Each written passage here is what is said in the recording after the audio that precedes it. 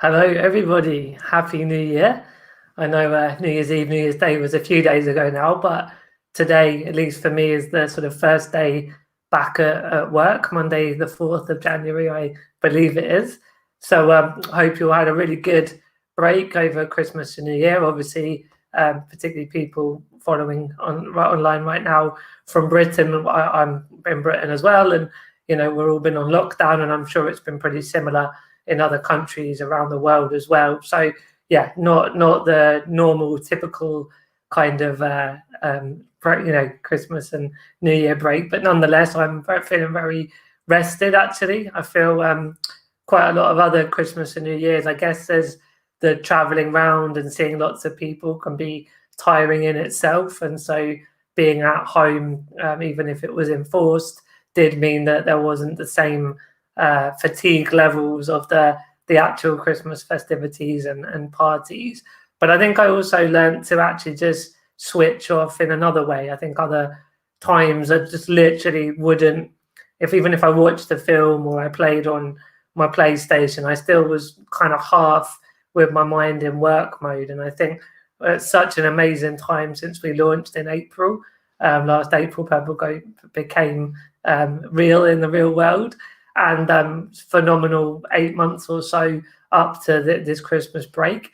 But yeah, it was just really, really important to 100% switch off and not think about, marketing, business development, campaigns, clients, all the rest of it. So yeah, feeling really good and had a lovely Christmas and still had some nice Zoom interactions with the family as well. So that's the kind of Christmas, New Year bit there as we come back into this 2021. So I've gone in quite on a hard financial question. So having had a bit of a reconciliation at the end of 2020 with my team and the co-founders at the Goat Agency and looked at how things had evolved on the business side, we have set, we're going to try and go over 1 million in 2021. And I wanted to talk a bit about that target, but it might not be from the perspective you're imagining, as in it's not as much about the money and the finance as the question certainly does read. So for those of you that have followed me, I've been blogging since 2009. And that was while I was working at a charity, the disability charity called Scope. And I was there for 5 years straight out of uni. So just for those that haven't followed me before, I did economics and a master's in marketing, so a very businessy, financy education.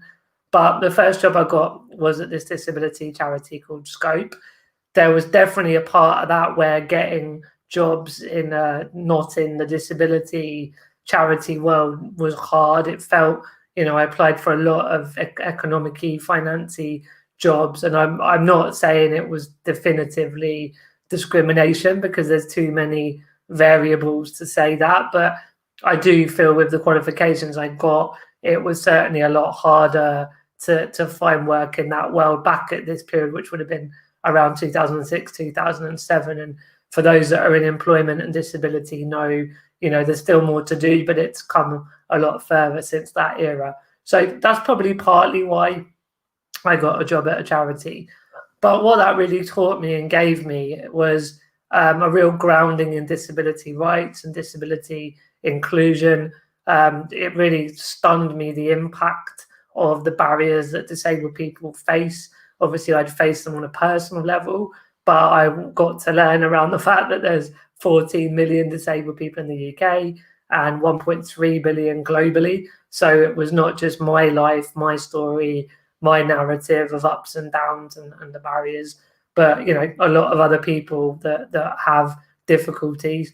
And looking at the bad access to the physical environment and the discrimination and the prejudice from the attitudinal perspective, the policies and procedures from a governmental and a business level was all just pretty shocking.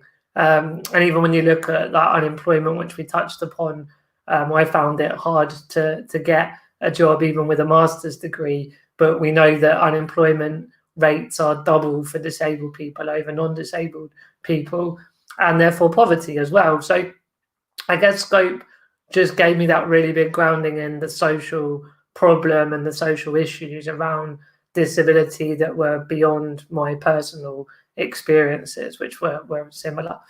And I guess also I got some things around, I did a lot of diversity training, and all sorts of other skills and knowledge that was invaluable. And I think Steve Jobs talked a lot about how when you're looking ahead, you don't know how the dots are going to align or join. But when you look back, you can see more clearly how, the dots join and why things happened. And so I think that baseline education in economics and marketing makes sense now. And also that time at Scope makes sense now. And so as I left Scope in 2011 and I founded Disability Horizons with Shrin, which is coming up 10 years old now, which is crazy. So the online magazine that I co-founded with Shrin, disabilityhorizons.com, not to get all pluggy and promotey, but just if you're interested, that's where the magazine still is thriving now. We've got lots of articles, big readership and all that good stuff. And then from that, we co-founded Accomable, which was where we vetted accessible accommodation, and we were able to then get grant funding and then angel investment, and ultimately Shrin led on and we were able to sell it and exit to Airbnb. So really one of those first sort of disabled entrepreneurs, plural, both of us getting funding in that kind of entrepreneurial capital investment way, and also being engaged and ultimately selling to a massive brand like Airbnb. So that was a big landmark moment, I would say, where the social issues and the business side came together. And the third stream that I think, when I look back at the dots and how they join, as I mentioned, is I blogged for over 11 years. And so creating content myself, sharing my own story, doing media work as a result, traveling the world as a result, some of the businesses kind of resulting from the power of social media.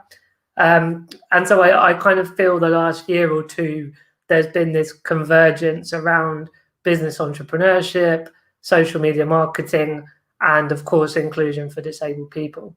So as we look at, and a lot of you know what Purple Goat does, we're a specialist disability marketing agency.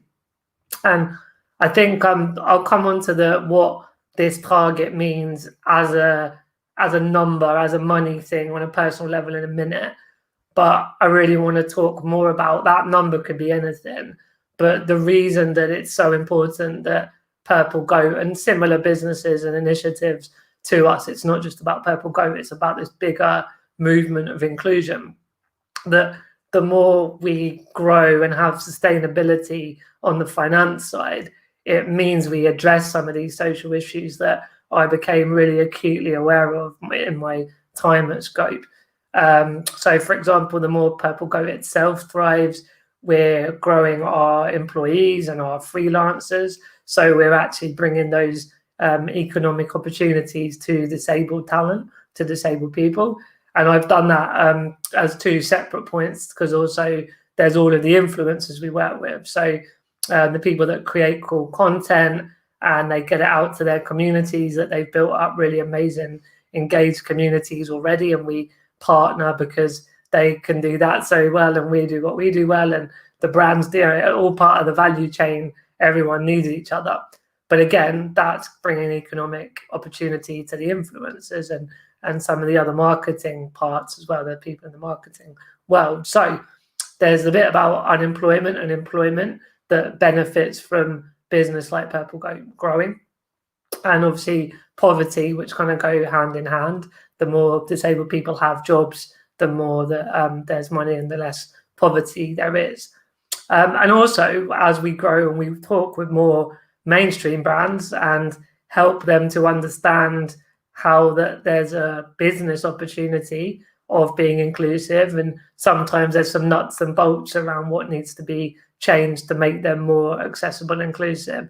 But most of the time, there's already good stuff going on. They just don't think to advertise and market to us disabled consumers. And so, again, as the business grows, it's actually helping big brands to grow their business. So you can see there's just this really awesome win-win-win situation that our clients, the brands we work with, they grow the business. Obviously, there's the whole diversity and inclusion agenda, which is very much satisfied by what we're doing anyway. We're, as a business, growing, and all the bits we talked about before. And as I said as well, the influencers. So really cool win-win-win. So obviously the bigger Purple Goat gets and disability marketing gets, that just addresses all those social issues. And I would just like to draw a line around that really strongly, that for me, being very, very mission-led, that's where I get really excited and super like looking ahead at 2021, whether that's, 200,000, 500,000, or even 2 million, 5, 10 million, 100 million, like whatever it is.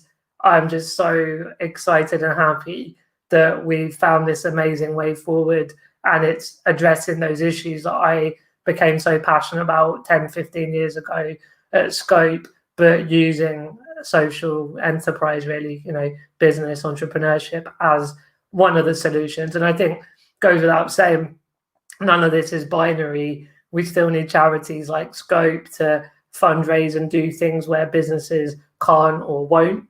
So there's a lot in that area. So yeah, I think there's a lot of cool stuff to talk about it.